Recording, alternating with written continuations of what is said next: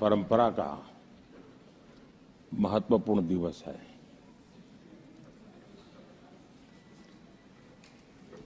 सत्रहवीं लोकसभा ने 5 वर्ष देश सेवा में जिस प्रकार से अनेकविध महत्वपूर्ण निर्णय किए, अनेक चुनौतियों को सबने अपने सामर्थ्य से देश को उचित दिशा देने का प्रयास, एक प्रकार से आज का दिवस हम सबकी उन 5 वर्ष की वैचारिक यात्रा का, राष्ट्र को समर्पित उस समय का,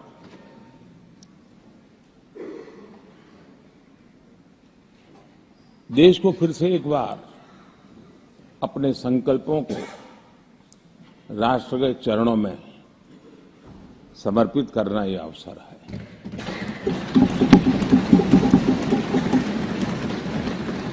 ये 5 वर्ष देश में रिफॉर्म, परफॉर्म एंड ट्रांसफॉर्म, ये बहुत रेयर होता है कि रिफॉर्म भी हो, परफॉर्म भी हो और हम ट्रांसफॉर्म होता अपनी आंखों के सामने देख पाते हो, एक नया विश्वास भरता हो। ये अपने आप में 17वीं लोकसभा से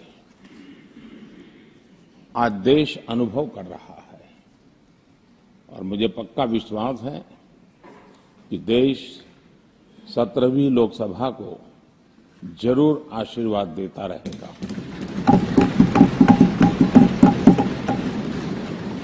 इन सारी प्रक्रियाओं में सदन के सभी माननीय सदस्यों का बहुत महत्वपूर्ण रोल रहा है, महत्वपूर्ण भूमिका रही है और ये समय है कि मैं सभी माननीय सांसदों का इस गृह के नेता के नाते भी और आप सबके एक साथी के नाते भी आप सबका अभिनंदन करता हूं।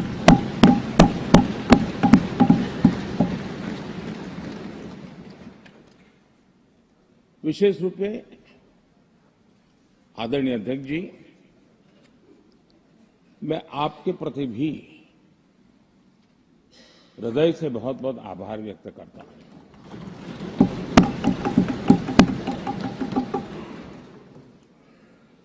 पांचों वर्ष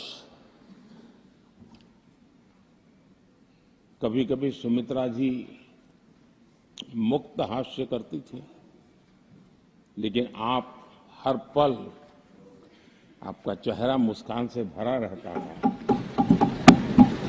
जहां कुछ भी हो जाए लेकिन कभी भी उस मुस्कान में कोई कमी नहीं आई।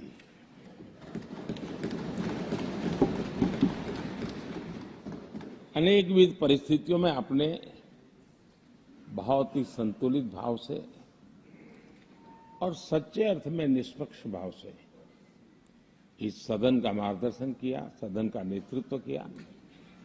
मैं इसके लिए भी आपकी भूरी भूरी प्रशंसा करता हूं।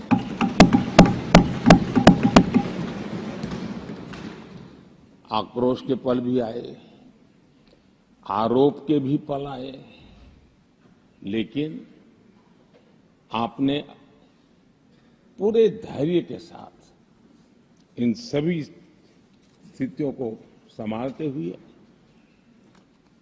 और एक सूझबूझ के साथ आपने सदन को चलाया, हम सबका मार्गदर्शन किया। इसके लिए भी मैं आपका आभारी हूं। आदरणीय सभापति जी, इस 5 वर्ष में इस सदी का सबसे बड़ा संकट पूरी मानव जात ने झेला।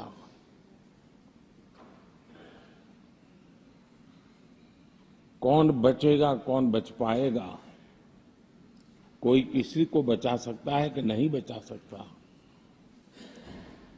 ऐसी वो अवस्था थी। ऐसे में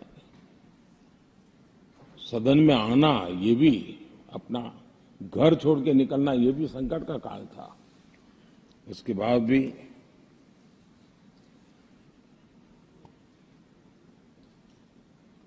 जो भी नई व्यवस्थाएं करनी पड़ी, आपने उसको किया। देश के काम को रुकने नहीं दिया। सदन की गरिमा भी बनी रहे और देश के आवश्यक कामों को जो गति देनी चाहिए, वो गति भी बनी रहे। और उस काम में सदन की जो भूमिका है, वो रत्ती भर भी पीछे न रहे, इसको आपने बड़ी कुशलता के साथ संभाला और दुनिया के लिए एक उदाहरण के रूप में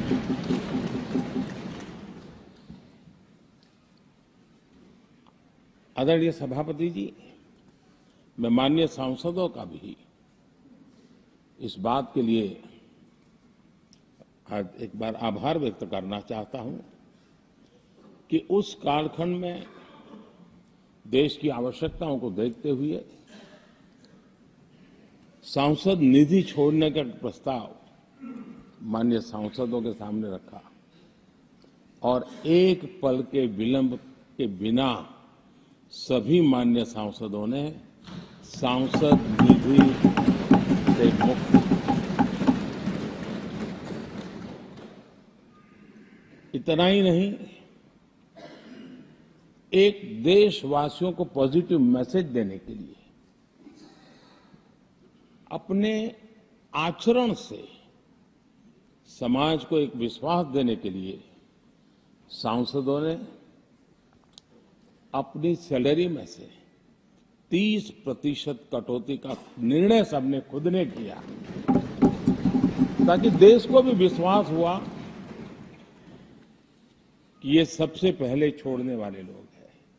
और आदरणीय सभापति जी, हम सभी सांसद बिना कारण साल में 2 बार हिंदुस्तान के मीडिया के किसी न किसी कोने में गाली खाते रहते थे कि ये सांसदों को इतना मिलता है और कैंटीन में इतने में खाते हैं, बाहर इतने में मिलता है, कैंटीन में इतने में मिलता है, बाहर यानी पता नहीं बाहर नोट लिए जाते थे। आपने निर्णय किया सबके लिए समान रेट होंगे कैंटीन में, और सांसदों ने कभी भी विरोध नहीं किया, शिकायत भी नहीं की। और सभी सांसदों की बिना कारण इतनी फजेत करने वाले लोग मजे लेते थे, उससे हम सबको आपने बचा लिया। इसके लिए भी मैं आपका आभार व्यक्त करता हूं। आदरणीय सभापति जी, ये बात सही है कि हमारे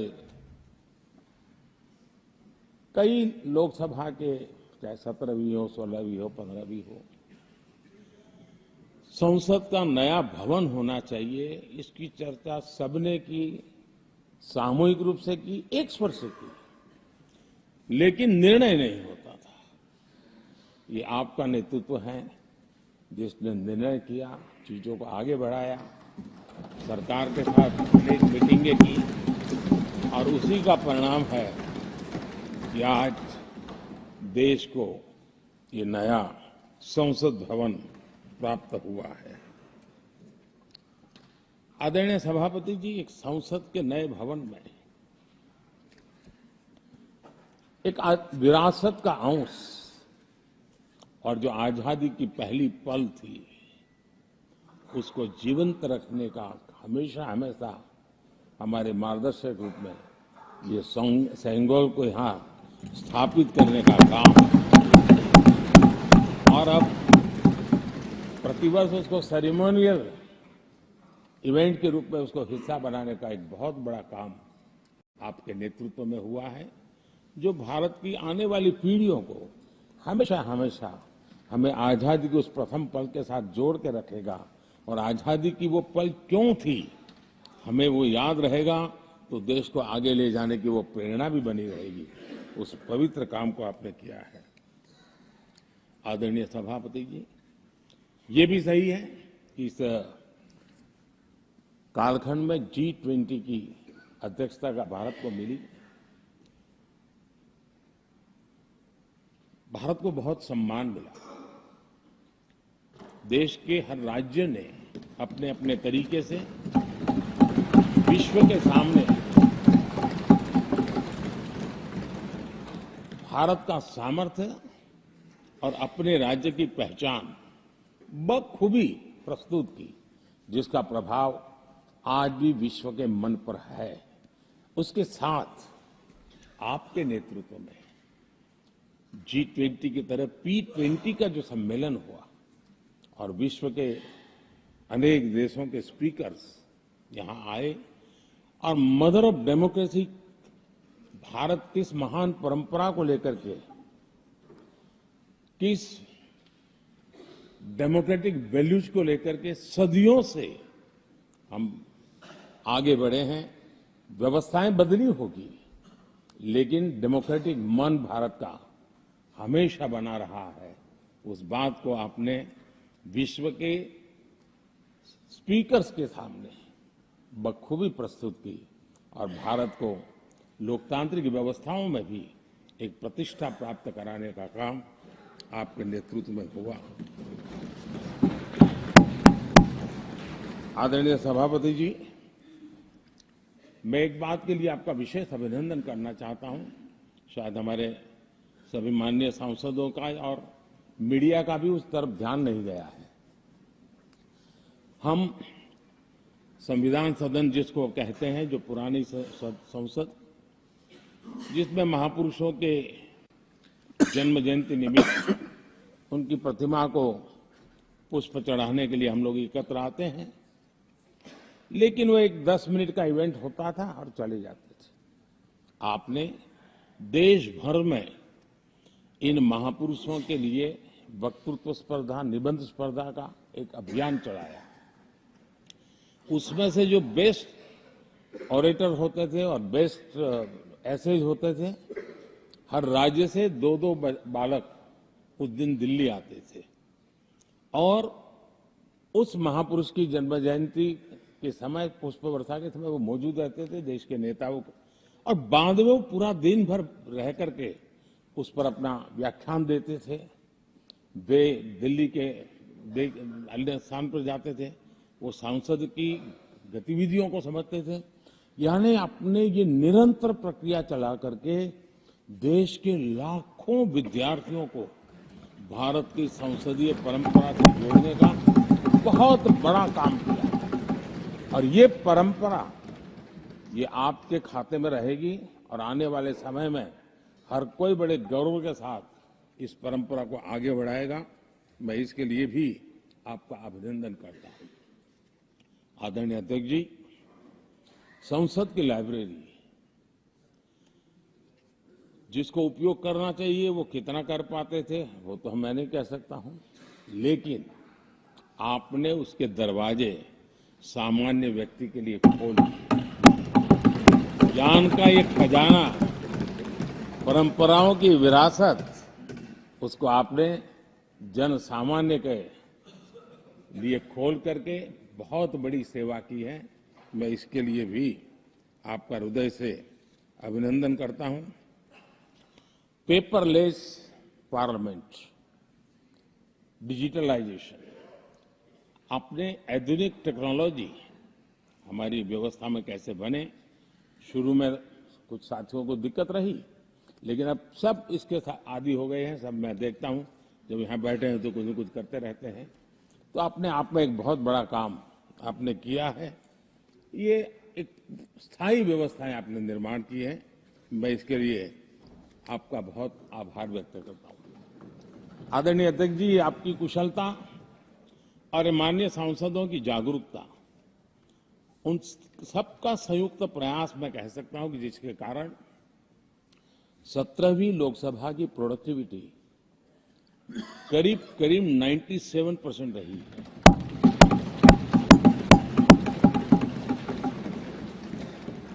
97% प्रोडक्टिविटी अपने आप में प्रसन्नता का विषय है, लेकिन मुझे विश्वास है कि आज जब 17वीं लोकसभा की हम समाप्ति की तरफ बढ़ रहे हैं, तब एक संकल्प लेकर के 18वीं लोकसभा प्रारंभ होगी कि हम हमेशा 100% से ज्यादा प्रोडक्टिव वाली हमारी कार्यवाही करेंगे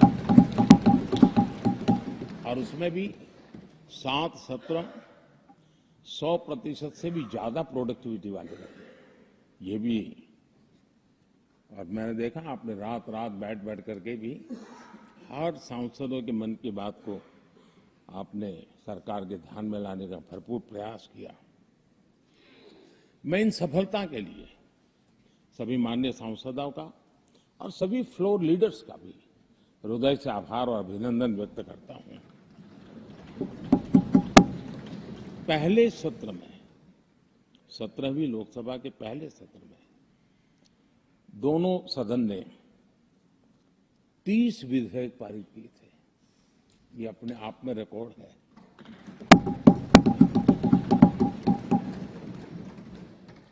और एक नए नए बेंचमार्क 17वीं लोकसभा ने बनाए हैं। आदरणीय अध्यक्ष जी, आजादी के 75 वर्ष पूरा होने का उत्सव हम सबको कितना बड़ा सौभाग्य मिला कि ऐसे अवसर पर हमारे सदन ने अत्यंत महत्वपूर्ण कामों को नेतृत्व किया। हर स्थान पे हुआ। शायद ही कोई सांसद ऐसा होगा कि जिसने आजादी के 75 वर्ष को लोकोत्सव बनाने में अपने अपने क्षेत्र में भूमिका अदा न की हो। यानी सचमुच में आजादी के 75 वर्ष को देश ने जी भर करके उत्सव से बनाया और उसमें हमारे माननीय सांसदों की और इस सदन की बहुत बड़ी भूमिका रही है।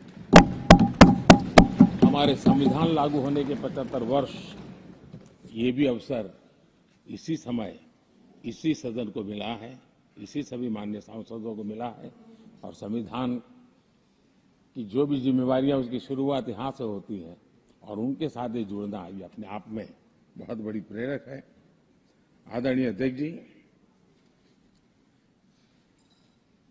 इस कार्यकाल में बहुत ही रिफॉर्म्स हुए हैं और गेम चेंजर है। 21वीं सदी के भारत की मजबूत नींव उन सारी बातों में नजर आती है। एक बड़े बदलाव की तरफ तेज गति से देश आगे बढ़ा है और इसमें भी सदन के सभी साथियों ने बहुत ही उत्तम मार्गदर्शन किया है, अपनी हिस्सेदारी जताई है और देश, हम संतोष से कह सकते हैं कि हमारी अनेक पीढ़ियां जिन बातों का इंतजार करती थी, ऐसी बहुत से काम इस 17वीं लोकसभा के माध्यम से पूरे हुए। पीढ़ियों का इंतजार खत्म हुआ। अनेक पीढ़ियों ने एक संविधान, इसके लिए सपना देखा था, लेकिन हर पल वो संविधान में एक दरार दिखाई देती थी, एक खाई नजर आती थी, एक रुकावट चुभती थी। लेकिन इसी सदन ने धारा 360 आर्टिकल 370 हटा करके संविधान के पूर्ण रूप को, उसके पूर्ण प्रकाश के साथ उसका प्रकटीकरण हुआ। और मैं मानता हूं, जब संविधान के 75 वर्ष हुए हैं, जिन जिन महापुरुषों ने संविधान को बनाया है, उनकी आत्मा जहां भी होगी, जरूर हमें आशीर्वाद देते होंगे ये काम हमने पूरा किया।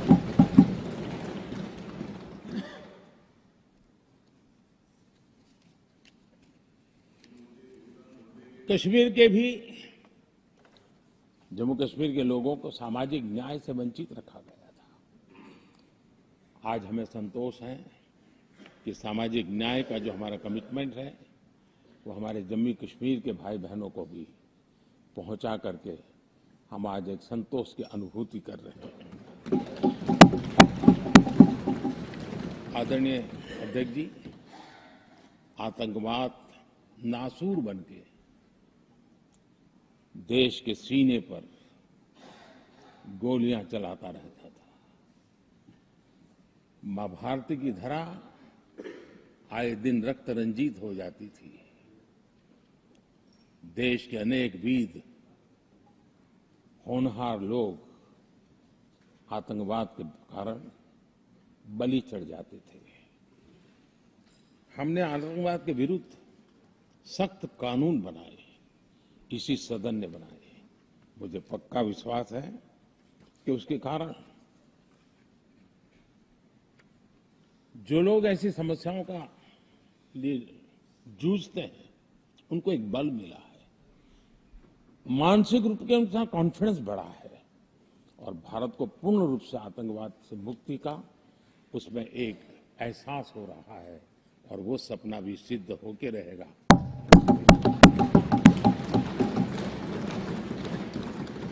हम 75 साल तक अंग्रेजों की दी हुई दंड संहिता में जीते रहे। हम गर्व से कहेंगे देश को, नई पीढ़ी को कहेंगे, आप अपने पोते पोती को कह सकेंगे गर्व से कि देश 75 साल भले दंड संहिता में जिया, लेकिन अब आने वाली पीढ़ी न्याय संहिता में जिएगी। और यही सच्चा लोकतंत्र है। आदरणीय अध्यक्ष जी, मैं आपका एक बात के लिए और अभिनंदन करना चाहूंगा कि नया सदन, इसकी भव्यता वगैरह तो है ही, लेकिन उसका प्रारंभ एक ऐसे काम से हुआ है जो भारत की मूलभूत मान्यताओं को बल देता है, और वो नारी शक्ति वंदन अधिनियम। जब भी इस नए सदन की चर्चा होगी तो नारी शक्ति वंदन अधिनियम इसका जिक्र होकर के, यानी एक, और भले ही वो छोटा सत्र था लेकिन दूरगामी निर्णय करने वाला सत्र था।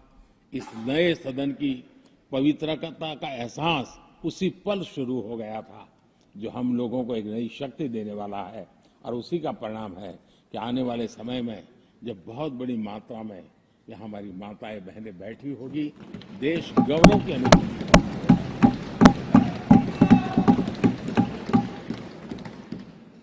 3 तलाक कितने उतार चढ़ाव से हमारी मुस्लिम बहनें इंतजार कर रही थी।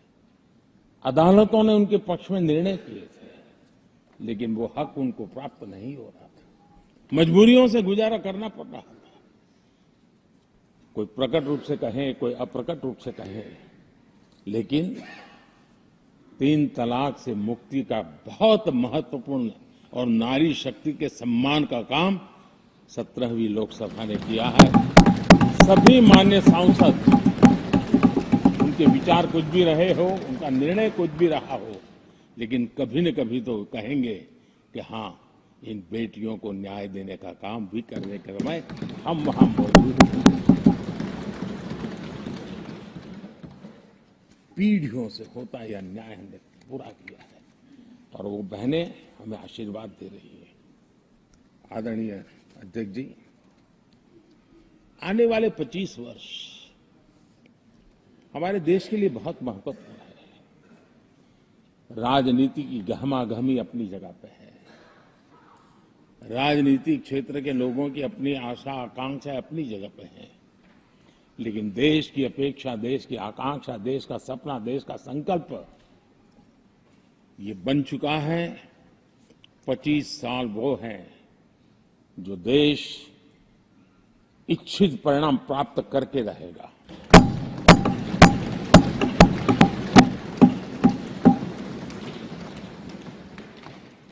उन्नीस 1930 में जब महात्मा गांधी जी ने दांडी की यात्रा की थी, नमक का सत्याग्रह था, घोषणा होने के पहले लोगों को सामर्थ्य नजर नहीं आया था, चाहे स्वदेशी आंदोलन हो, चाहे सत्याग्रह की परंपरा हो, चाहे नमक का सत्याग्रह हो। उस समय तो घटनाएं छोटी लगती थी, लेकिन 1947 वो 25 साल का कालखंड, उसने देश के अंदर वो जज्बा पैदा कर दिया था। हर व्यक्ति के दिल में वो जज्बा पैदा कर दिया था कि अब तो आजाद होकर रहना है। मैं आज देख रहा हूं कि देश में वो जज्बा पैदा हुआ है। हर गली मोहल्ले में हर बच्चे के मुंह से निकला है कि 25 साल में हम विकसित भारत बना के रहेंगे। इसलिए ये 25 साल मेरी देश की युवा शक्ति के अत्यंत महत्वपूर्ण कालखंड है, और हम में से कोई ऐसा नहीं होगा जो नहीं चाहता होगा कि 25 साल में देश विकसित भारत न बने। हर किसी का सपना है। कुछ लोगों ने सपने को संकल्प बना लिया है, कुछ लोग शायद संकल्प बनाते देर हो जाएगी, लेकिन जुड़ना हर एक को होगा। और जो जुड़ भी नहीं पाएंगे और जीवित होंगे तो फल तो जरूर खाएंगे। ये मेरा आदरणीय अध्यक्ष जी, ये 5 वर्ष युवाओं के लिए बहुत ही ऐतिहासिक कानून भी बने हैं।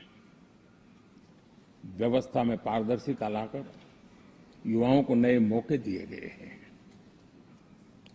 पेपर लीक जैसी समस्या जो हमारे युवाओं को चिंतित करती थी, हमने बहुत ही कठोर कानून बनाया है ताकि उनके मन में जो सवाल या निशान था और उनको व्यवस्था के प्रति उनका गुस्सा था, उसको एड्रेस करने का सभी माननीय सांसदों ने देश के युवाओं के मन के भाव को समझ करके बहुत ही महत्वपूर्ण निर्णय किया है। आदरणीय अध्यक्ष जी, ये बात सही है कि कोई भी मानव जात अनुसंधान के बिना आगे नहीं बढ़ सकती है।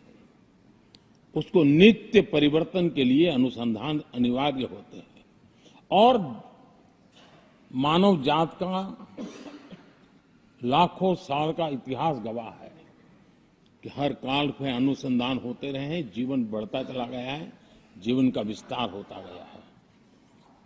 इस सदन ने विधिवत रूप से कानूनी व्यवस्था खड़ी करके अनुसंधान को प्रोत्साहन देने का बहुत बड़ा काम किया है। नेशनल रिसर्च फाउंडेशन, ये कानून आमतौर पर रोजमर्रा की राजनीति की चर्चा का विषय बन नहीं पता, लेकिन इसके परिणाम बहुत दूरगामी होने वाले हैं, और इतना बड़ा महत्वपूर्ण काम ये 17वीं लोकसभा ने किया है।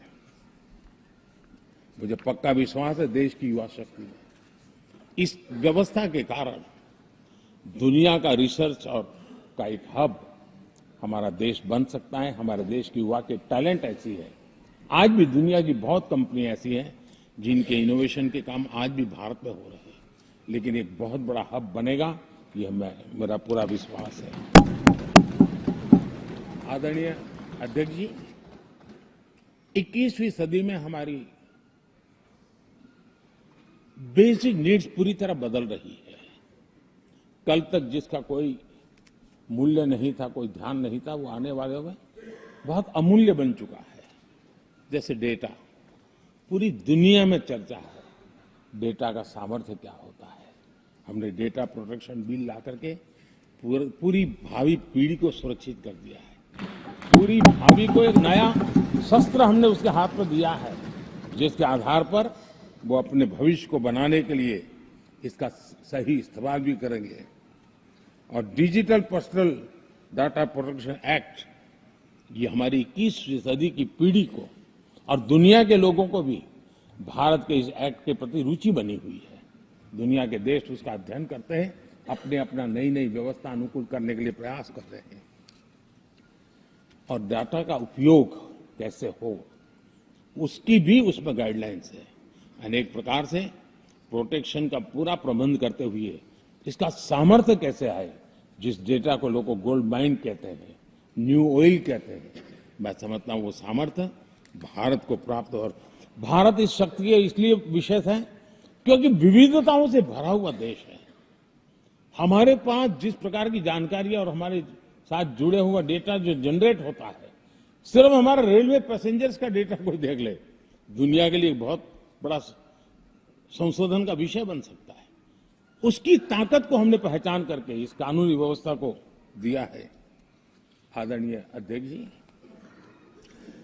जल थल नभ, इस सदियों से इन क्षेत्रों की चर्चा चली है, लेकिन अब समुद्री शक्ति और स्पेस की शक्ति और साइबर की शक्ति, ये ऐसी त्रिविध शक्तियों का मुकाबला करने की आवश्यकता खड़ी हुई है।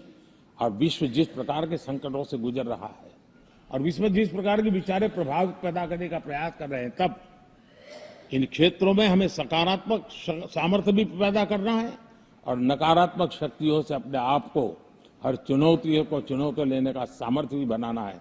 और उसके लिए आवश्यक स्पेस से जुड़े रिफॉर्म्स बहुत अनिवार्य थे और बहुत दूरगामी दृष्टि के साथ स्पेस के रिफॉर्म का काम हमारे यहाँ हुआ है। आदरणीय अध्यक्ष जी,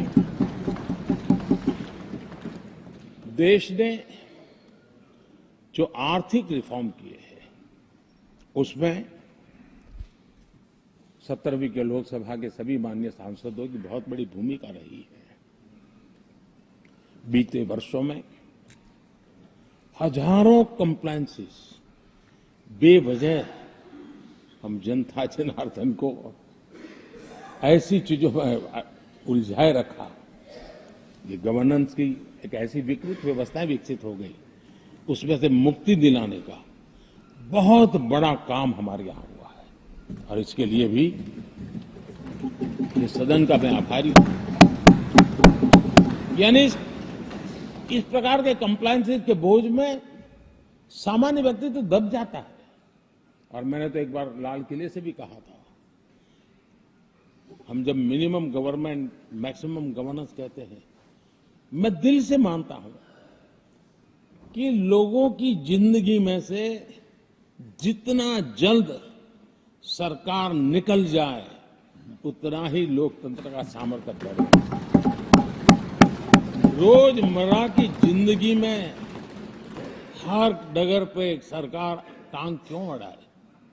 हां, जो अभाव में है उसके लिए सरकार हर पल मौजूद हो, लेकिन सरकार का प्रभाव उसकी जिंदगी को ही रुकावट बना दे, ऐसी लोकतंत्र नहीं हो सकता है। और इसलिए हमारा मकसद है सामान्य मानवीय की जिंदगी से सरकार जितनी हट जाए, कम से कम उसकी जिंदगी में सरकार का नाता रहे, वैसा समृद्ध लोकतंत्र दुनिया के सामने हमने आगे बढ़ाना चाहिए। उस सपने को पूरा करेंगे।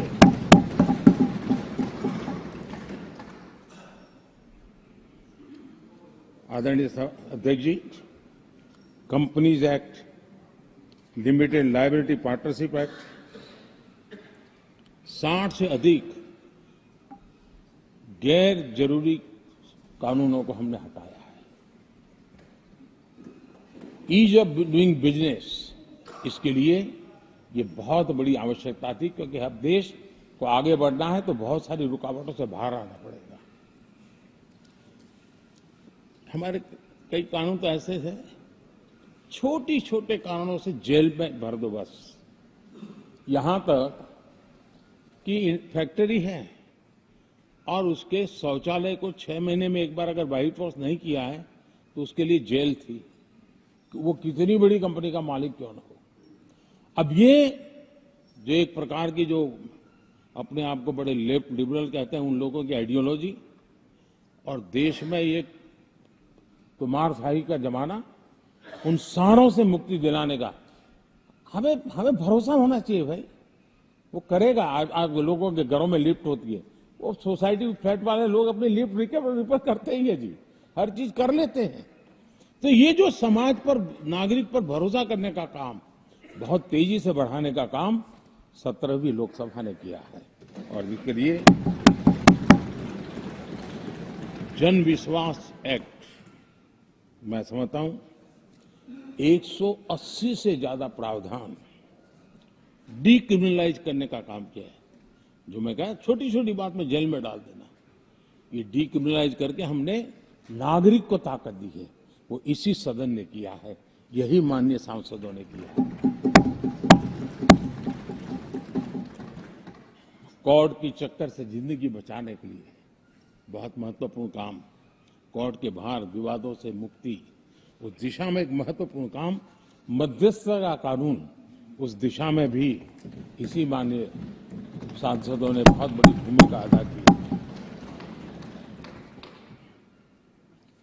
जो हमेशा हाशिए पर थे, किनारे पर थे, जिनको कोई पूछता नहीं था, सरकार होने का उनको एहसास हुआ है। हाँ, सरकार है, हम है।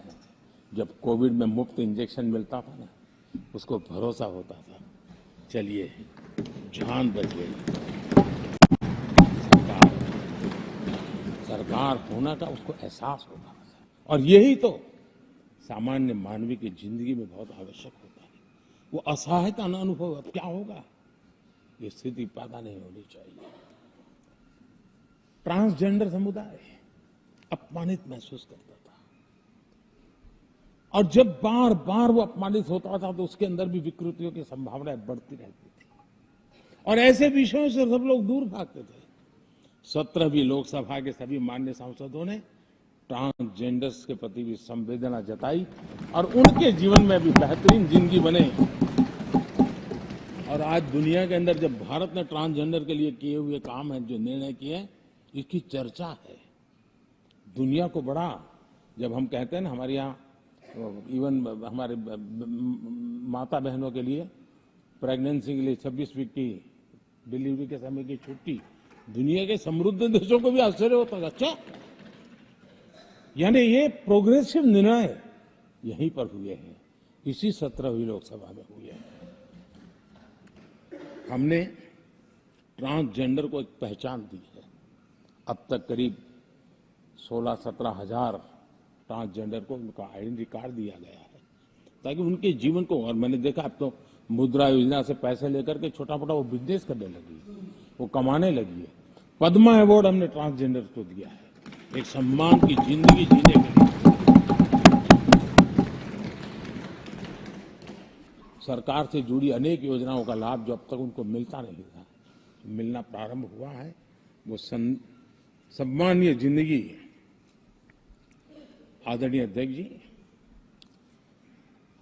बहुत विकट काल में हमारा समय गया, क्योंकि 1.5-2 साल कोविड ने हमारे पर बहुत बड़ा दबाव डाला, लेकिन उसके बावजूद भी 17वीं लोकसभा देश के लिए बहुत उपकारक रही है, बहुत अच्छे काम किए हैं। लेकिन इस समय हमने कई साथियों को भी खो दिया है। हो सकता है अगर आज वो हमारे बीच होते तो आज इस विदाई समारोह में मौजूद होते, लेकिन बीच में ही कोविड के कारण हमें अपने बहुत होनहार साथियों को खोना पड़ा। उसका दुख हमेशा हमेशा हमारे रहेंगे। आदरणीय अध्यक्ष जी, 17वीं लोकसभा का अंतिम सत्र और अंतिम आवर ही समझ लीजिए है। लोकतंत्र और भारत की यात्रा अनंत है, अनेक, और ये देश किसी पर्पज के लिए है, उसका कोई लक्ष्य है, वो पूरी मानव जात के लिए। चाहे श्री अरविंदो ने देखा हो, चाहे स्वामी विवेकानंद जी ने देखा, लेकिन आज उन शब्दों में, उस विजन में सामर्थ्य था, वो हम आंखों के सामने देख पा रहे हैं। दुनिया जिस प्रकार से भारत के महात्म्य को स्वीकार कर रही है, भारत के सामर्थ्य को स्वीकारने लगी है, और उसको, उस यात्रा को हमें और शक्ति के साथ आगे बढ़ाना है। आदरणीय अध्यक्ष जी, चुनाव बहुत दूर नहीं है। कुछ लोगों को थोड़ी घबराहट रहती होगी, लेकिन ये लोकतंत्र का सहज आवश्यक पहलू है।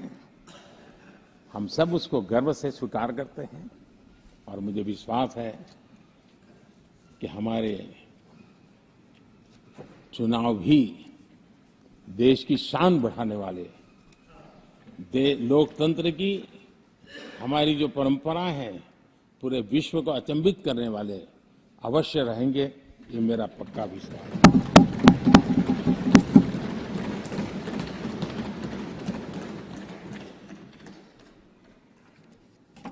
आदरणीय अध्यक्ष जी, मैं सभी माननीय सांसदों का जो सहयोग मिला है, जो निर्णय हम कर पाए हैं, और कभी कभी हमले भी इतने मजेदार हुए हैं कि हमारे भीतर की शक्ति भी खिल करके निकली है। और मेरा तो परमात्मा की कृपा रही है कि मुझे जब चुनौती आती है तो जरा और आनंद आता है। हर चुनौती को हम सामना कर पाए हैं, बड़े आत्मविश्वास और विश्वास के साथ हम चले हैं। आज राम मंदिर को लेकर के इस सदन ने जो प्रस्ताव पारित किया है, वे देश की भावी पीढ़ी को इस देश के मूल्यों पर गर्व करने की संवैधानिक शक्ति देगा।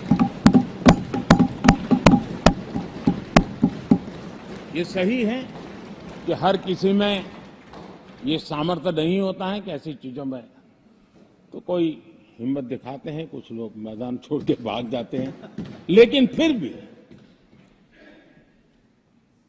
भविष्य के रिकॉर्ड को देखेंगे तो आज जो व्याख्यान वो हुए हैं, जो बातें रखी गई हैं, उसमें संवेदना भी है, संकल्प भी है, सहानुभूति भी है और सबका साथ सबका विकास के मंत्र को आगे बढ़ाने का उसमें तत्व भी है।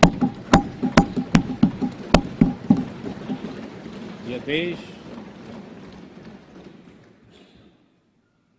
बुरे दिन कितने ही क्यों न गए हो, हम भावी पीढ़ी के लिए कुछ न कुछ अच्छा करते रहेंगे। ये सदन हमें वो प्रेरणा देता रहेगा और हम सामूहिक संकल्प से, सामूहिक शक्ति से उत्तम परिणाम भारत की नौजवान पीढ़ी की आशा आकांक्षा के अनुसार करते रहेंगे। इसी विश्वास के साथ फिर एक बार आपका आभार प्रकट करता हूं, सभी माननीय सांसदों का आभार प्रकट करता हूं। बहुत बहुत धन्यवाद।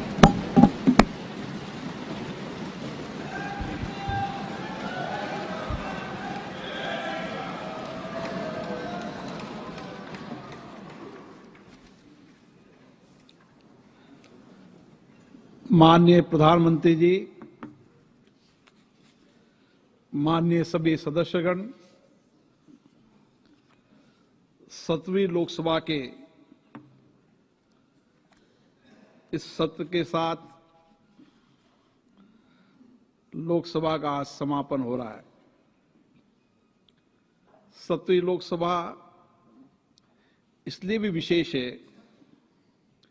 कि भारत के अमृत काल में हमने संसद के पुराने भवन और नए भवन दोनों भवनों में अपने संसदीय दायित्वों को निभाया।